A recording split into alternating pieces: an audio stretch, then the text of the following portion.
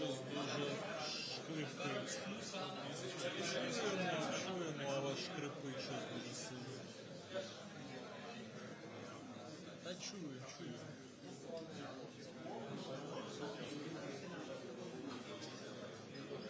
Та ми чуємо, тільки шкрипить.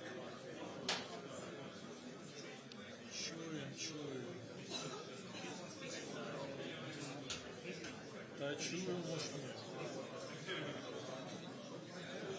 Та я ж відповідаю усім. Да. Може в мене я не буду працювати.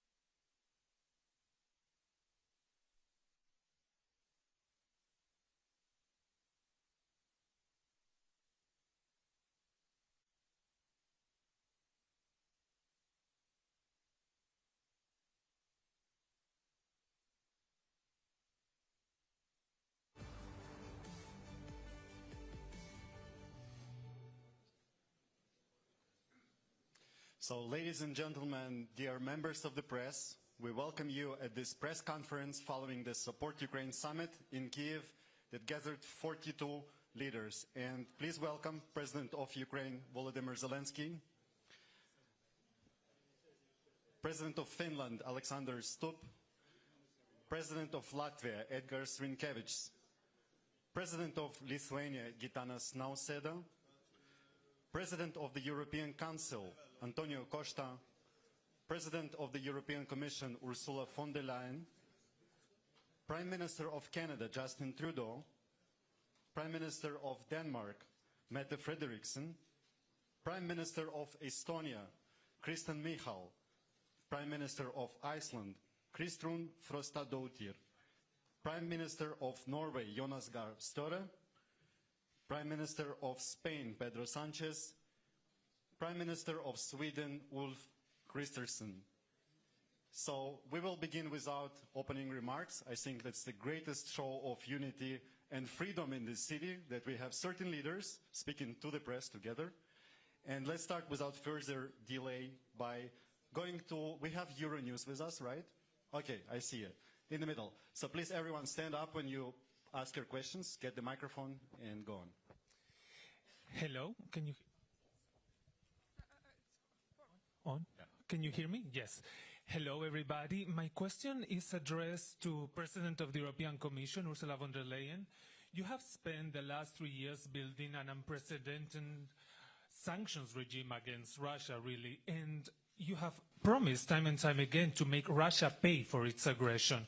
But now the United States is asking Europe to leave sanctions as part of a potential peace agreement. In fact, the US is saying that Europe will be invited to the table only when it comes to sanctions relief. Are you willing to do that just because the White House tells you so? And what demands are you going to impose on the Kremlin to do that? And just a quick question for President Zelensky. Do you think Russia deserves any sort of relief after the untold devastation it has brought upon your country? Thank you so much. So what the sanctions questions is concerned, what we see is that the sanctions already have a massive effect on the Russian economy.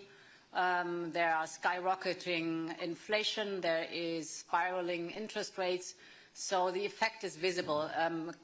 Companies are leaving Russia. You see they are really grinding sanctions and biting sanctions. These sanctions are part of our approach that we want peace through strength. And it's very clear that unless Russia demonstrates by facts the true willingness to achieve a lasting and just peace agreement, we will increase punitive sanctions against Russia. So the precondition is first we have to see that there's action on the side of Russia towards a just and lasting peace agreement. Presently, there is no lasting peace agreement, so that it's much too early to speak about anything of potentially maintaining or increasing or lifting sanctions. This discussion can only be led after we've seen concrete steps on the Russian side.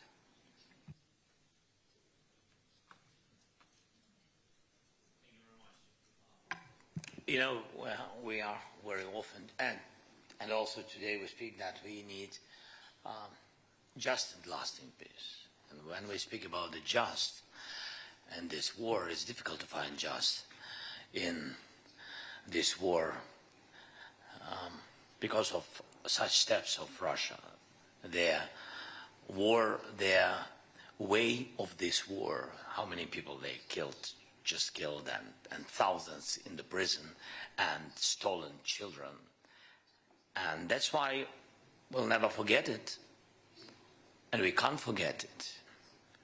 And even if I hope that our partners on the same page with us, and not only hope, I see it, but we'll never forget it, and we will really do everything that people who began this war, who unprovoked war, all these people, yes, really will answer, and of course we will work on tribunal even after the hard part of this war. Even when we will go to the diplomacy, we'll never forget these surnames and these people. Let's now go to Italian media. La Stampa, you're with us. Yeah, I see you. Go on. Thank you very much. Marco Bresolin, Italian newspaper La Stampa. I have a question for President of the European Council, Antonio Costa. You represent 27 EU member states. You said, you repeated that EU wants to be at the table when peace talks will start. You also said that maybe you are going to find someone who will represent the EU. But here there are many other representatives of other European non-EU countries. Some others intervene by video. Do you think that this seat should belong to the EU, or are you ready to share a common seat with other European leaders in order to bring a European position at the peace talks negotiation? Thank you. Thank you very much. Of course, only Ukraine can decide when there are conditions to start effective, credible and sustainable peace negotiations. All of us welcome the huge efforts from President Trump to push Putin and Russia to negotiation, and I wish that these bilateral talks open the door for a really peace negotiation.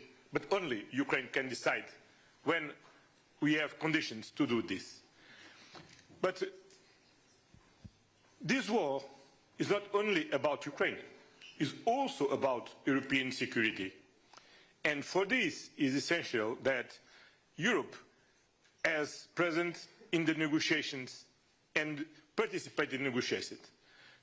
Not only the European Union, also our friends like Norway, Iceland, United Kingdom, because all of them are very engaged in the support of Ukraine, and they are very concerned about European security.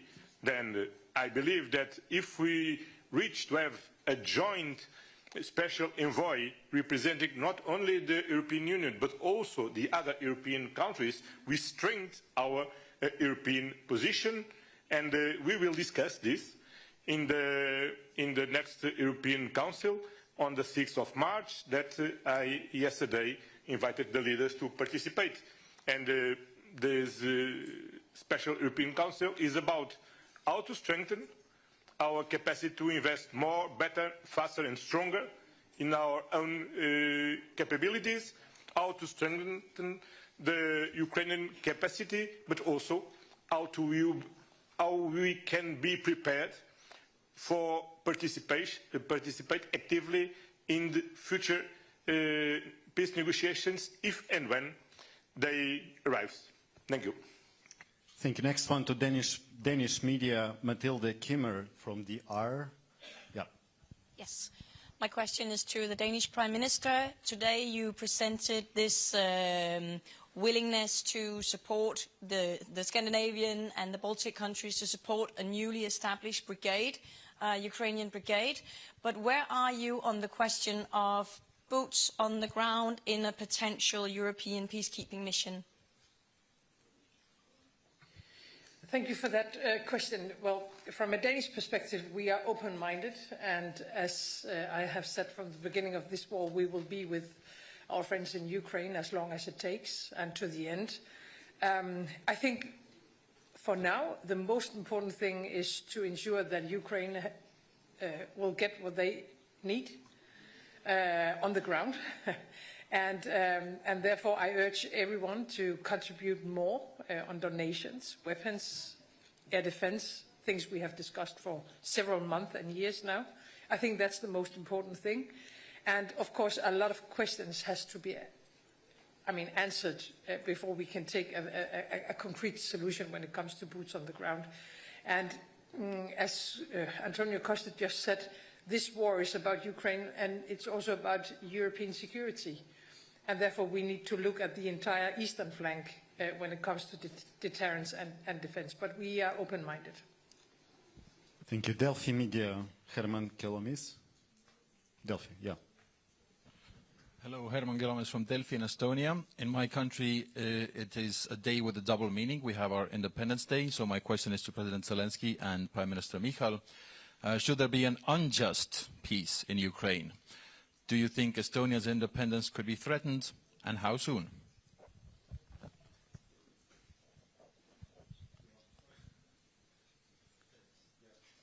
Thank you. It's your birthday, you start. Yeah, it's Estonia's birthday today, 107th. The short answer probably would be that all of EU and NATO are under threat if Russia's and Putin's goals and objectives will not be changed. Longer one probably is that Estonia knows its neighbor well, as everybody does. We have invested in defense for many years, and we will. Our aim is to go to 5% of GDP. Next year it's probably near 4 already. And we know that independence is invaluable. That's why I'm here, not in Estonia celebrating Estonia's birthday, to support Ukraine, because we have the common enemy and common fight. Ukraine is fighting the fight also for Europe and Nordics and Baltics, everybody.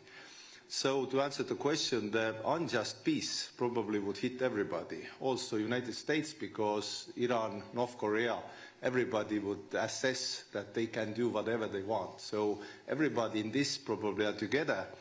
And the EU and everybody, just a thought that if you count the men who bear arms in Russia right now, if the war would end right now, there are more than it was before the war.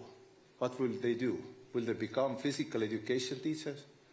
Probably not. They will find new jobs. So this is a threat all over the world.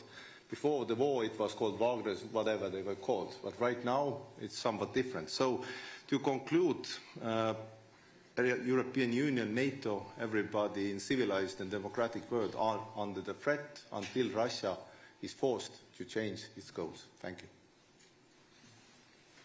Again, my congratulations to you, your country, your people. We are very proud that today you are here in such a special day. Thank you so much, and my congratulations, and God bless. You'll never have a war.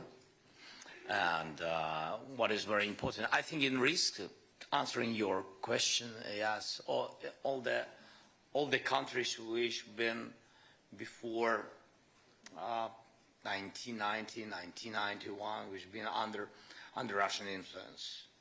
Yeah, so I think Russia, first of all, wants to have their influence continue it and be present on these territories of on these independent countries, which been before, during Soviet period, being the republics of Soviet Union, and of course it's Ukraine and Moldova, and of course Estonia, Litva, Latvia, and of course where their influence was very strong during the 20th centuries, it's Poland, it's Slovak, and other countries. So the most dangerous moment when you have people who has Russian roots, it's not bad. I'm just how it was with Crimea. I'm just sharing with you our experience. When you have some society, and of course, if you are bordering with Russia, you have such society. I mean, it's with other nations, it's the same. So when you have Russian-speaking people, or their roots, or their families, which half of Estonian, half Russian, like we had Ukrainian, father Ukrainian, and Russian mother, it can be so. It's our history very long. I mean, you are in risk, because it was with Crimea, it was with the East, with Donbass at the very beginning. They said that they are not occupying our territories, that they defend Russian-speaking people. That's why I think that Estonian people have these risks if we will fall down, Ukrainian. I think all such countries who I mentioned, I think have this risk because of Russian policy, because their view of the world, Russian world. Thank you, Mr. President. And we now go to Iceland. Dagny Erlendsdottir from Iceland National Broadcaster. Yes. Thank you. I have a question for the Prime Minister of Iceland, Kristrún Frostadóttir. Your government has decided to increase funding to help Ukraine. On what projects will that be spent? Thank you. Yeah, so this is, we're obviously very much aware of our geographical situation in the world. And even though we might be a small country, we think it's very important that we show through direct action, not just with words, that we're stepping up. We are a country without a military, but we are a country that has high welfare because we have security. And I think there's increased understanding that defense for peace in Europe is extremely important. So we're making this step of doubling our contributions when it comes to defense for Ukraine. And our hope is that we will mostly use these funds to go through the Danish initiative, which we know has been very effective, both financially and for the Ukraine, but also through our demining efforts that we've worked on with Lithuania. So that will be our chief focus. But then we are also obviously supporters through the MB8 of the brigade. We don't have arms or a military, but we will be financially supporting that. So this is an important step for Iceland to take, and like I said before, important to show solidarity with Ukraine. Thank you, Excellency. Let's go now to Canada. Marie-Ève Bédard from Radio Canada. Hi, good afternoon. If you'll indulge me 1 second, je vais commencer en français, Monsieur le Premier ministre, avec vous. Vous avez parlé plus tôt ce matin de la volonté du Canada de collaborer avec les partenaires européens dans le cas où la paix sera atteinte. Est-ce que ça veut dire pour vous des soldats? I'll translate very quickly. Did you mean this morning that Canada was willing to send boots on the ground should there be peace to cooperate with European allies to guarantee Ukraine's security? And if I may, a question for both of you, President Zelensky and Prime Minister Trudeau. How significant and important is it to have a North American ally at this table now, given the fact that in the past month, both of you have had conversations that sounded like they came from an adversary with the United States and its president, Donald Trump? What's the significance of Canada's presence here today? Well, first of all, Canada has been there for Ukraine from day one, indeed from before day one, as in 2015 we started training Ukrainian military forces on the ground in Ukraine, which was a significant part. Western training to the Ukrainian armed forces is one of the reasons why Ukraine has been able to stand up to the Russian invaders so effectively over the past years. It's not just Canada, a number of countries have been involved. But for historical reasons, Canada having the second largest diaspora of Ukrainians in the world means that we felt deeply connected to Ukraine, but we also believe deeply that it's not just about Ukraine. It's about the rules and the values and the principles of sovereignty, of independence, of territorial integrity that protects every country in the world. All of us rely on those rules to be able to build peace and security. And we know that with the world changing, we're all going to have to do more around peace and security. One of the key themes that we heard today, as we've heard from many, many partners around the world in NATO and elsewhere over the past number of years, is people are going to be doing more on defense. 9.5 years ago, when I took office in Canada, the previous government had us down below 1% of defense spending, even though the NATO 2% pledge had been made a year or two before. In the subsequent time, we have more than tripled defense spending on the path to 2030, and we're on our way to 2%. And we know we're going to have to continue to do more and more in an uncertain world, and Canada will be there. As to how we will be there, we will work with our neighbors on it, but everything is on the table because we need to make sure that might no longer makes right in this world. That's what has led to 80 years of incredible stability and prosperity, not just in Europe, but around the world, because of the institutions we built out of the ashes of World War II. And standing up for those institutions is in the best interest of every single one of us. Now, as a collection of different nations, we will have different perspectives from time to time on the best way forward, and those will be worked out in forums like this or at the G7 forum or elsewhere.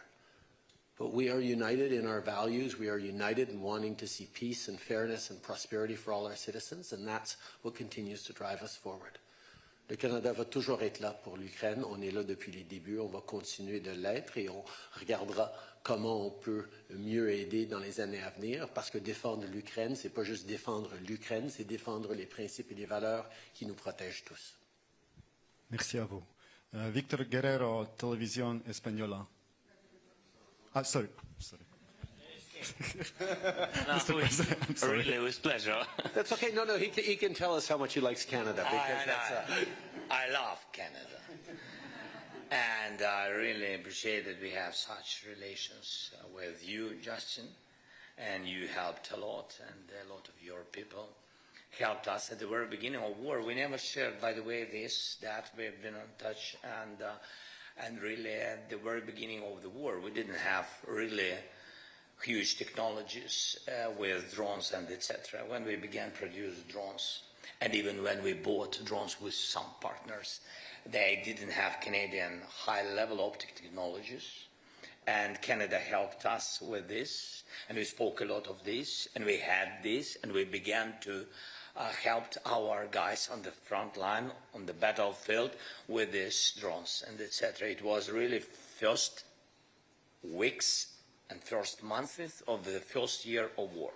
Then, Justin, absolutely right about training missions. Really, the part of our army was prepared by Canadian officers, instructors. But what is very important, and it was very important again the first year, because they've been well trained. For today, the situation changed.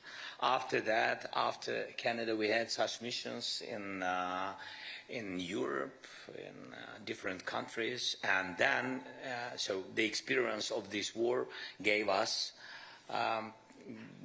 new knowledge of the war. And of course, today when we trained abroad, we have to come back and train again on the battlefield, because the war is changing. It's technological war. That's why. But we really appreciate for your help and packages, military packages. So thank you so much. And I think that's all, yes? Well, with regards to Donald Trump, then how do you partner and partner here? With Donald Trump? This is, by the way, this is a question to you, to Canada.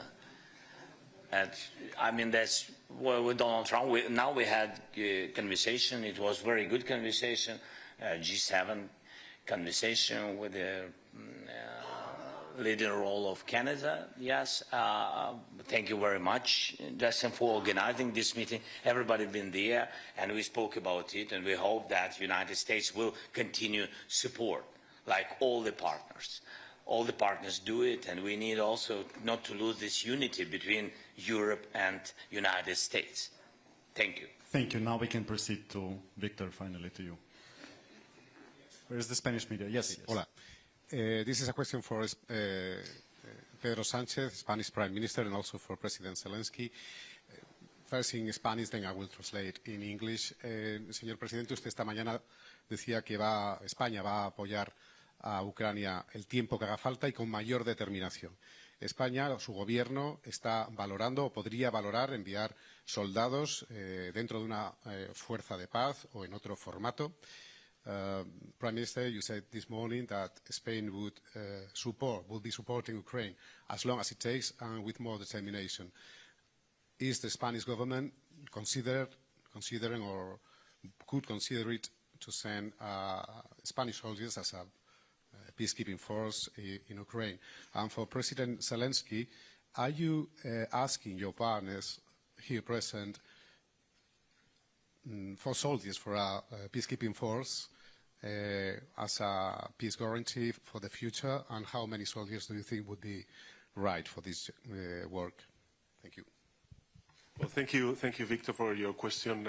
I would say, because this is not the first time that I have to answer to this question, and I guess all the rest of colleagues, but I would say that first things first, and step by step. No, I think that now we're focused on what we are, which is to open a genuine peace negotiations talks. And for that is crucial, I would say critical, that Ukraine and of course Europe are implicated in the negotiation process. Second, I think it's critical for all of us to provide the security guarantees to Ukraine in order to reach that common goal that we have, which is to have a last and just peace for Ukraine and for Europe. So you know, I think these are now the questions that we have to answer, and we welcome, of course, this window of opportunity that now we have in order to speak about peace. But as I said before, I think it's important that to have the European Union and, of course, Ukraine implicated in these very important talks. And as I said during this morning, of course, you know, in 2024, Spain signed a very important bilateral security agreement with Ukraine that will last for the next 10 years. Last year, we provide 1 billion euros in order to provide military capabilities to Ukraine. This is something that we are going to repeat in the year 2025, and of course we are we stand with Ukraine and of course with President Zelensky. Thank you so much. Well, we're thankful to you, Pedro, your country, your team, and your people. We had, I think, the most difficult moments. 3 winters, blackouts, and etc. Now we're sitting in the middle of the winter. We have light, we have connection, we have internet, we have possibility to speak, and our people have electricity, and we see each other. That's good, very good. But this is the big work of a lot of partners. For example, I don't know if I can share when I came to Spain in a very difficult moment again in winter, and Pedro made a decision with I don't know if I can say number of hawks. I don't know. Yeah, 6. It was decision I needed very much because we knew that they will attack very specific infrastructure of energy, and we needed very much 10 very quickly. I had to find very quickly 10 systems and through the world, and immediately Pedro gave me 6 hawks, and it helped. So thank you so much. And such things, this is illustration of our unity. And again, it means that we can trust each other and we count on each other, and we are very thankful. And I'm very thankful, like President of our nation, to all your nations, and this is very important. I think the same thing we will discuss. Now it's not for public because we didn't make a decision about the contingents and infrastructure for security guarantees. We are contingents or troops, how you say, or soldiers, like the journalist said. So we will discuss this infrastructure. The number, so of course I know the number what we need, and of course we will share it firstly, not in the open conversation. Yes, not to prepare Russians for this. And so we will discuss, and when we will make decision of what we see, how we see the number, and if it will be positive, we will share it. Of course we will share it. It's not a secret. It can't be without supporting of societies. Thank you. Thank you. Now to Swedish media, Svenska Dagbladet. Yeah, we have Swedish media with us. Okay, they probably left. Have not waited until now, yes? Okay, let's go now to Norway then, another Nordic nation. Marius Helge Larsen. Okay, at least we have you. Hi. I'm Marius Larsen from the Norwegian news agency NTB. I have a question for President Zelensky or anyone else who would like to answer it. You have now been through... Can you ask Sweden, please, because they don't have journalists. President Zelensky, Sweden, and anyone else. Okay? Sweden, Zelensky, or anyone else. Or my Prime Minister, who hasn't gotten any questions yet. So, but it goes to you first, President Zelensky. You have been through 3 terrible years of war. What are your hopes for Ukraine and the Ukrainian people for the next 3 years to come?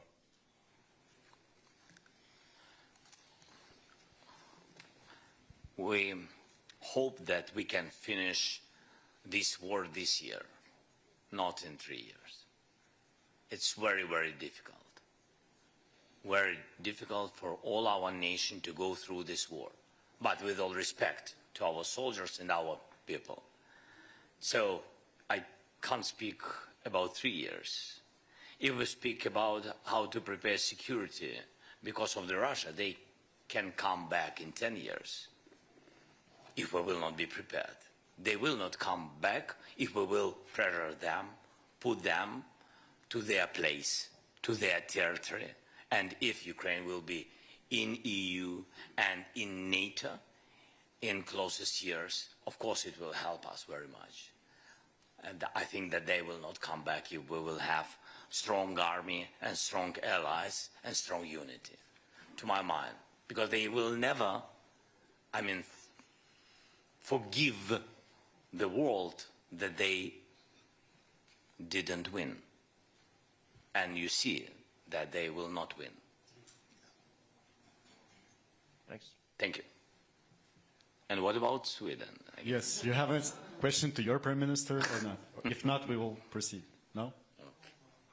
I think everything was so clear. Okay, yes. I have a question for my Prime Minister as well, Jonas Gahr Støre. Today, your colleague Mette Frederiksen in Denmark said that 3% of the budget to defense is not enough. You have set the goal to reach 3% within 2036. Do you think that is a fast enough pace? Well, I think we have made that significant shift of lifting us far above 2%. First, we were among countries that did not have a plan. Then we had a plan, then we moved beyond, and we are now about 2.5, and we may reach 3% before 2036, by the way. I think we may need to invest more in defense, and I think that debate should be on figures, but also on quality and capabilities. Because if we get lost in figures, we will have 32 allies with silos and percentages. What we need to do now is to deliver on what we have agreed at NATO, in Vilnius and in Washington about regional plans. So we work now with Sweden and Finland in the north of the Nordic region to make sense of our capabilities in defending the Nordic part of the Nordic region. And we debate with our Danish friends and our German friends and our British friends that around the North Sea we should also have investment in the best capabilities.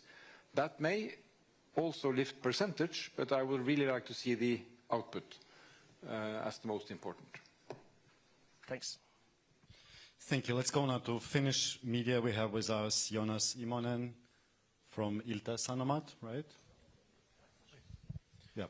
Yes, thank you very much. Jonas Immonen from Ilta-Sanomat, Finland. Question for President Stubb and Mr. Zelensky. Mr. Stubb, you said earlier today that there are now mixed messages and signals coming from the US in support of Ukraine and also defense of Europe as a whole. Mr. Stubb, what do you think that's going to be Finnish role and responsibility for future for European defense? And Mr. Zelensky, do you think or believe that Europe will and should be able to replace US support if needed? Sure. Perhaps I'll answer through 2 points. I'll answer the question to Volodymyr first. I think we need to get our facts right. When you look at support for Ukraine throughout this war, Europe stands, as Commission President Ursula von der Leyen said earlier, at about 134 billion euros, more or less. The United States, roughly around 114 billion. I look around this table and I see NB8, so 5 Nordic countries and 3 Baltic states. We're actually at 26 billion euros, roughly speaking. So that's about a fifth of what Europe has supported. So yes, to a certain extent in the future, we're going to have to take more responsibility, but to get bogged down in who has given more, I think is the wrong tack. The second point I have to make, it's not only about the material support, it's also about having skin in the game or having some kind of a plan. I think Norwegian Prime Minister Jonas Gahr Støre put it quite well earlier when he said that we Europeans can't complain our way to the negotiating table. And my worry is that in the past 2 weeks, when we've seen a shift in the transatlantic partnership, and you'll know that I'm an avid transatlanticist, we have to wake up to a new reality. And then the question is, how do we get skin in the game? How do we get involved? I think a good start is what President Costa has done, is to call a European Council. Because right now, European diplomacy is rather cacophonic. It's all over the place. That's why I have, together with some colleagues, proposed that we sit down and think about a plan. And in my mind, that plan or sketch goes in 3 phases. The first phase is the pre-negotiation. That's where we are right now. This is when we have to think really hard how we put more pressure on Russia and basically how we support Volodymyr and Ukraine and what kind of security arrangements we have. And if I may, just as a side note, I'm getting a little bit frustrated about this debate on boots on the ground, because that sort of misses the whole point. That is that the strongest boots on the ground in the world right now are with Ukraine. They have the land forces. Then it's a question about which phase and how Europe will come to support Ukraine. In the air, in the sea, with reconnaissance, with intelligence, etc., etc. The second phase of the plan is when the ceasefire begins. And that's actually quite crucial, because that's when you start looking at the modalities and the agenda of the actual negotiations. And that's when you start looking at confidence-building measures. And then the third phase is the peace process.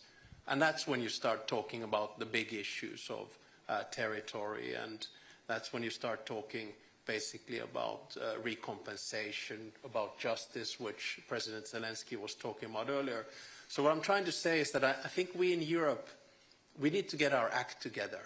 And in order to get an act together, you have to have a plan to the Americans, because if you don't have a plan to the Americans, you're not going to get involved in negotiations. And right now the negotiations are happening above our heads without any kind of a plan and strategy. That's why I think this meeting has been extremely important, and that's why I think that the next 2 weeks are crucial also about the future of European security.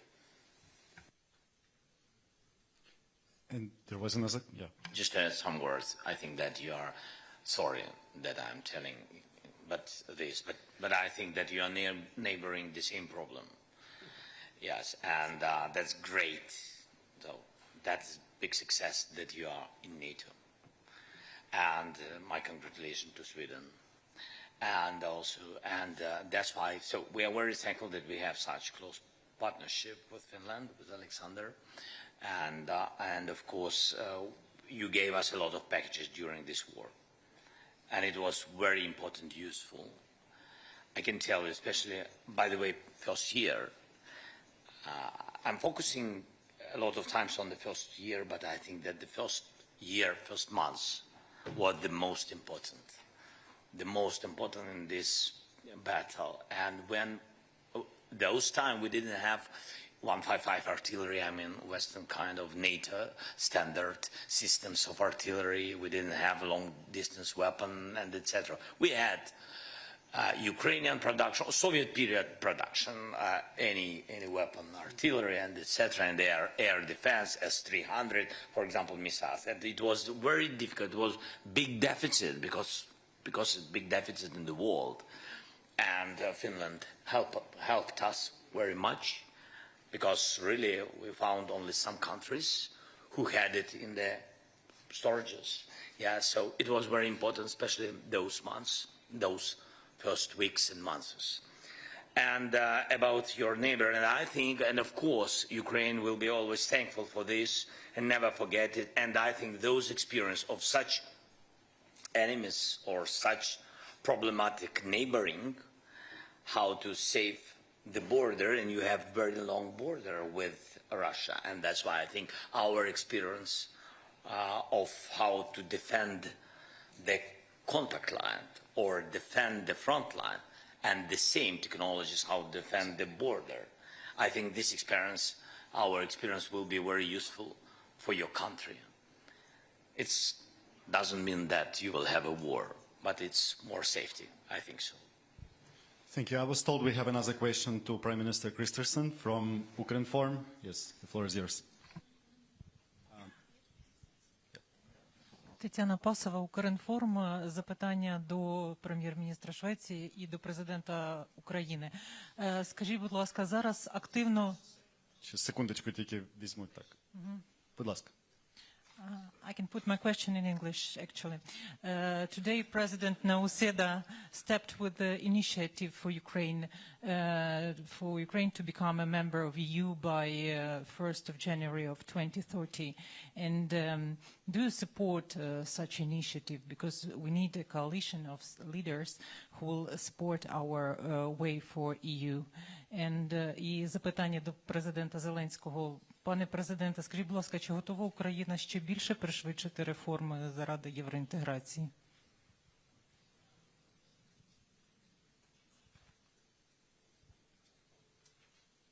Was that for me? Okay, yeah, sure. Well, obviously we have we have the phrase of a merit-based process, and since there are a lot of merits, there is a good reason for speediness in the process.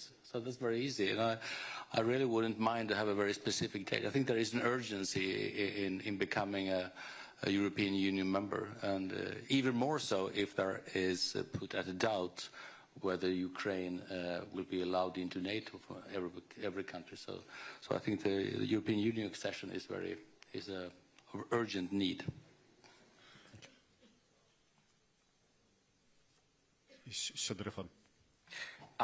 I think so that how to open clusters quickly on the way to EU and what we have to do for this.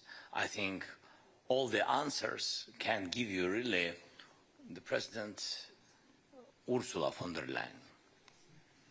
She knows she and President Costa, I think they know when we will be in EU.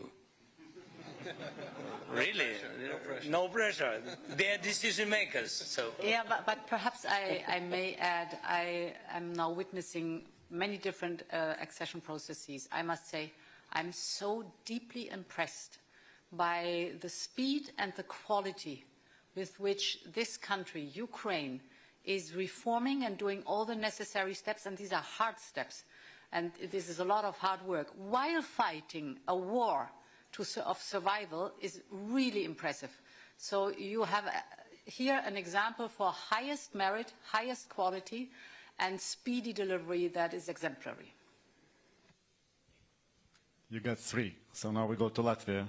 Latvian media, Latvian television, Gins Amoliņš. Thanks. Hello? Works well.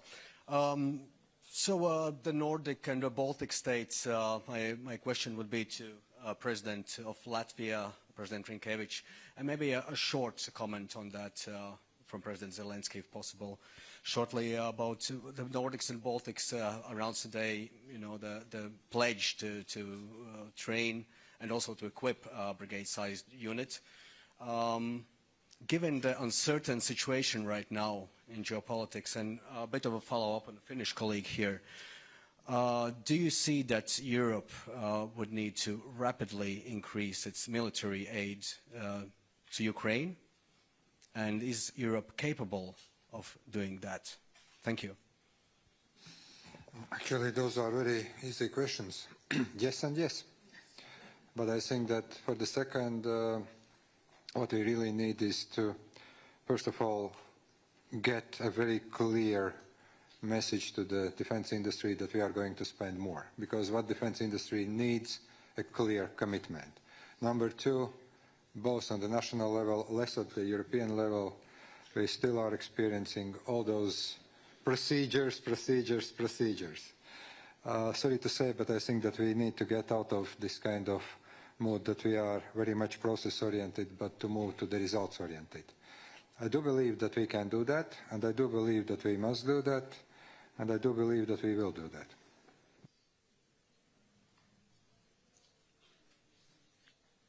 Okay, let's go now to listen. I think so that all the defense or military industries of European countries began to increase the production because of this war. Began to increase the production, beginning from the artillery rounds to drone production, technologies, systems of electronic warfare, a lot of things, different things. But how to do, but it's not enough, and how to increase more quicker and be comparable with Russians is to invest more to Ukrainian production. Because our economy, we have military economy for today. We just produce, for example, like drones. We have 200 private companies. 200, it's a lot. Even small companies, they need financing, and they produce quicker than our government production. It's understandable, because without any bureaucracy, they just produce and help soldiers. And by the way, they help directly to the front line. What is important, they don't produce and just to give government, and then government think how to send it to the front line. So there are a lot of quick ways. For example, we did one thing. So I began to pay money directly to brigades. It's one of the versions, how to help them to produce quickly. And they really do a lot of things. And they buy and produce. There are brigades on the front line which produce at the same time. So really very sorry if I'm using not correct word, interesting, but it's incredible. So that's why we need additional financing for our Ukrainian production directly to private sector. Now to Lithuanian media, LRT, Augustinas. Yeah. Thank you for opportunity. Question for Lithuanian President. I also would like to ask you about, peacekeeping force possibilities in Ukraine. We see that it's hardly likely that anytime soon we can see this coming from EU or NATO frame. Are you willing to take a unilateral decision, like, for example, United Kingdom is talking about? And also I want to ask President Zelensky, looking around you today, around this table, do you think that this Nordic-Baltic region is playing more and more significant role in support for Ukraine? Thanks. Lithuania is ready and will be ready to support Ukraine under any circumstances. And even now, as we speak, Lithuanian people, ordinary Lithuanian people, are accumulating financial resources in order to buy the drones for Ukraine. So my country is not tired and will be not tired in supporting Ukraine. When it comes to the decision you mentioned, I think we have to answer to the three questions, first of all. We need the clarity about the mandate of such forces on the soil of Ukraine. Are we speaking of peacekeeping or peace enforcement? There is no peace yet, and even the ceasefire is not the reality, unfortunately, so far. The second question, and the answer to the second question is, are we ready to enforce the ceasefire? So the force must be real. The first time the peace is violated or ceasefire is violated, the retaliation must be immediate and strong. Otherwise, we compromise and we discredit the very concept of the security guarantees. And the third question is, are we ready to back each other? Or, in other words, unity is vital. Europeans with the backing of the United States would be ideal solution. Are we there? I have my doubts. Maybe my doubts will disappear in the coming weeks or coming months. At least I'm looking forward to the Hague summit. I hope there will be positive news from this summit, despite all our reservations. So I think the question is a little bit too premature, but when it comes to the training mission, Lithuania is already there. Our experts, military experts, assist Ukrainians to improve their professionalism and fighting capacities. They are there, and we already answered to this question positively. And if you allow me, I will comment my initiative on the date of European Union accession, Ukraine's accession into European Union. You know, this is a matter of political commitment. If we talk about the NATO membership, of course we understand that not everything is in our hands, and the decision depends on other allies too. But the European membership is in our hands, in the hands of European Commission, in the hands of member state, and of course the hands of Ukraine. And Ukraine is doing really a great job under such complicated circumstances. So I truly believe that it is a realistic date. It's ambitious, but realistic date. Thank you. One more important partner with us, France, Monsieur le Ministre Benjamin Haddad, Minister Delegate for Europe and Special Envoy of the President. I'm told we have a question for you coming from Union Sayenko. Thank you for this opportunity to ask a question. I would like to refer my question to French Minister. France has already provided Ukraine with very significant support in order to help to survive our country. Especially you provided us Scalp long-range missiles, howitzers called Caesar, armored fighting vehicles, ammunition, and other vital support. And my question is your country ready to continue support Ukraine for another year?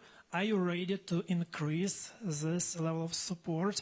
And my quick follow-up for the President of European Commission and President of European Council. You have already heard proposal from Lithuanian President that there should be setting a date for Ukrainian accession by the 1st January 2030. Is this a goal of your mandate to coordinate and help Ukraine really become a member of European Union by this date, 1st of January 2030? Thank you. Thank you. Yes, France will continue to support Ukraine for how long it takes, for the simple reason that Ukrainians are not just fighting for their security and their freedom, but for the security of Europeans against the threat that Russia poses for all of us.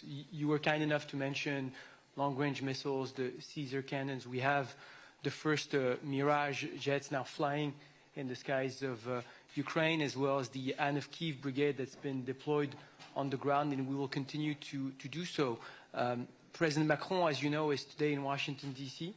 to continue the respectful and honest dialogue that he has with President Trump, to say that very simply, we support the peace through strength approach, and for this to succeed, we need to continue to support Ukraine on the ground. We need to increase pressure on Russia, and this is why we welcome the adoption of the 16th round of sanctions today on Russia, that Ukrainians need to be around the table when their security is being discussed. Europeans need to be around the table, and that there can be no just and lasting peace without robust security guarantees in the long run. And this is where also Europeans will have to step up and take their responsibility. And France is ready in this respect to continue to take its responsibility alongside its partners for the security of Ukraine, the security of all of us.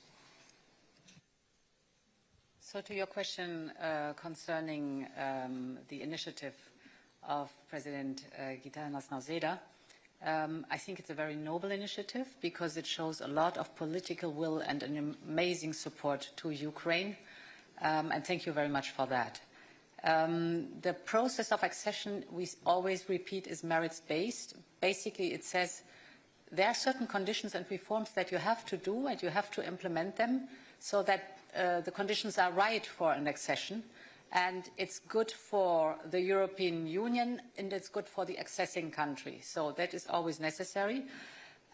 What I want to emphasize is that if you would just only set a date, then it would also mean the other candidate countries would ask immediately for a date and not a process anymore. But again, I really appreciate the political will that is there. I would even say Ukraine, merits-based process, if they continue at that speed and at that quality, perhaps they could be earlier than 2030. So thank you very much for giving the impulse, and let's work hard on all sides really to keep the momentum up. We're almost out of time, but we have one more question for President Zelensky. Sorry, if you allow me. I'm sorry, President. For sure, Ukraine's accession to the European Union will be the most important security guarantee for the future of Ukraine. And we have already decided that this new institutional cycle will be the institutional cycle of enlargement to Ukraine, to Moldova, to Western Balkans, and we don't know, with Georgia. It's a merit-based process, and we are working hard from the European Commission to the different candidate states. And it's very impressive what Ukraine is making. Because in fact, Ukraine are writing a new playbook how to make reforms at war times. And this is very difficult to imagine. But we are very committed, and I'm sure that the different member states, the European Commission, and Ukraine, Moldova, the Western Balkan countries are working very hard to deliver on this enlargement. And we need also to work among us to make the necessary reforms to welcome well these new member states.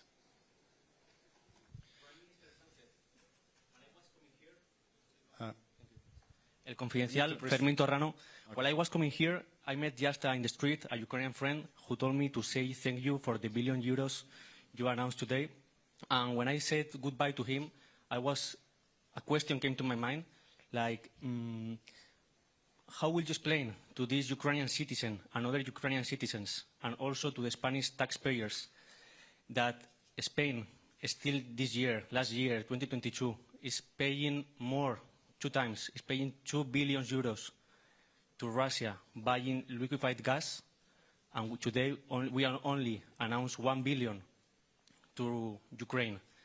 And so I would like to ask you, what will you tell to him, to Spanish taxpayers, because this money is still helping to fund the war.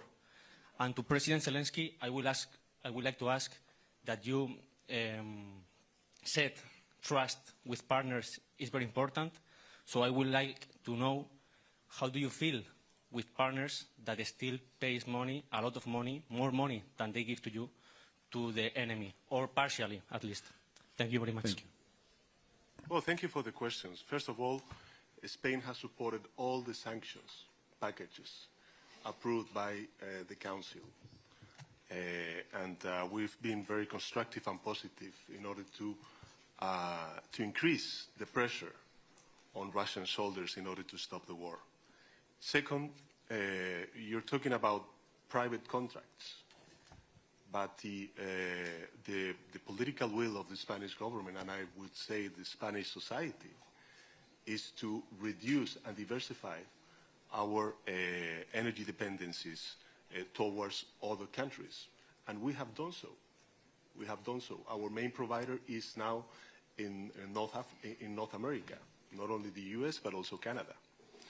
And last but not least, I would say that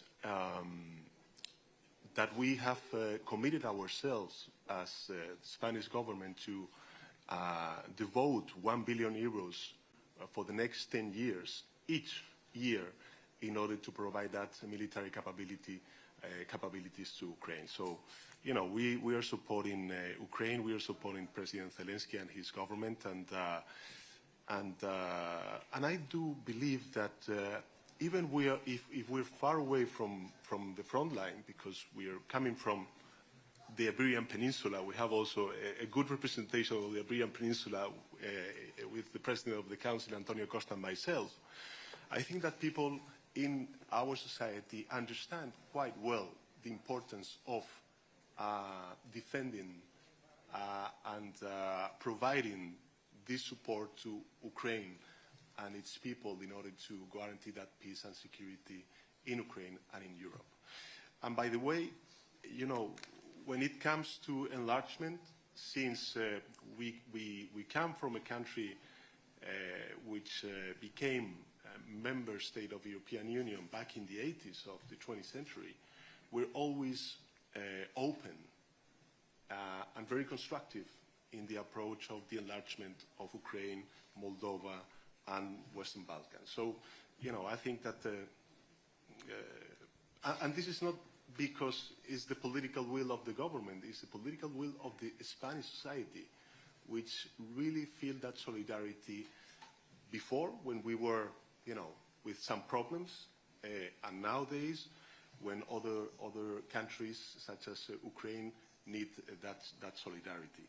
And I'm also very happy that we agreed with President Zelensky to open a Ukrainian hub in Spain, since we are the fourth largest country in the European Union receiving Ukrainian refugees in our country, to provide that services, not only from the Spanish government, but also from the Ukrainian government. Okay, and one last one to wrap up from the Ukrainian media to Ukrainian president. 1+1, прошу, слово вам. Пане президенте, ви не раз говорили про те, що Росія насправді абсолютно не прагне миру, і, власне, в підтвердження цих слів сьогодні маємо картину, коли тут об'єднаний світ збирається для того, щоб поговорити про мир, поговорити про домовленості, вирішити нагальну проблему. Росіяни в обличчі Лаврова говорять про те, що ми не проти, щоб Європа була на перемовинах, проте ми все одно не припинимо вогонь, якщо не задовольнять все, що хочемо ми. Тобто позиція у них конкретна. Ви сьогодні згадали і сказали про те, що хочете, аби до кінця року ми мали мир. В зв'язку з такою позицією росіян, взагалі, наскільки вірогідна перспектива такого швидкого миру, хоча б до кінця року, ми не говоримо про тижні. І дуже часто минулого тижня звучала фраза про те, що треба йти на поступки. Для України яка межа між поступками і яка межа між примусом до миру, який може бути зрадою, як сьогодні зауважив ваш чеський колега? Дякую. Дякую за запитання. Це ж не перший ультиматум Російської Федерації. Я, якщо чесно, навіть не чув, або ті самі слова ми чуємо там кожного тижня. Нічого нового немає. Всьому треба робити своє, треба посилювати себе, посилювати розуміння, що ми можемо зробити в Європі, збільшувати виробництво, посилювати нашу армію, домовлятися з партнерами, безумовно, це без Росії, домовлятися з партнерами про гарантії безпеки для України, тобто бути готовими до всього. І паралельно робити все, щоб дипломатичний трек, про який говорять і в Європі, і в Сполучених Штатах Америки, напевне, бачити щось, якісь можливості в цьому треці, але не порушуючи Конституції нашої держави і не порушуючи інтересів українців і всіх європейців. І тому тут про це можна дуже багато і довго говорити. Давайте, незважаючи на те, які ультиматуми звучатимуть з російської території, давайте робити своє. Мені здається, поки у нас є такі сильні партнери, ми не наодинці проти них, я думаю, у нас все вийде. Дякую. Дякую, пане президенте. And thank you, distinguished leaders. Thank you, press. At this we conclude. Thank you so much. Thank you.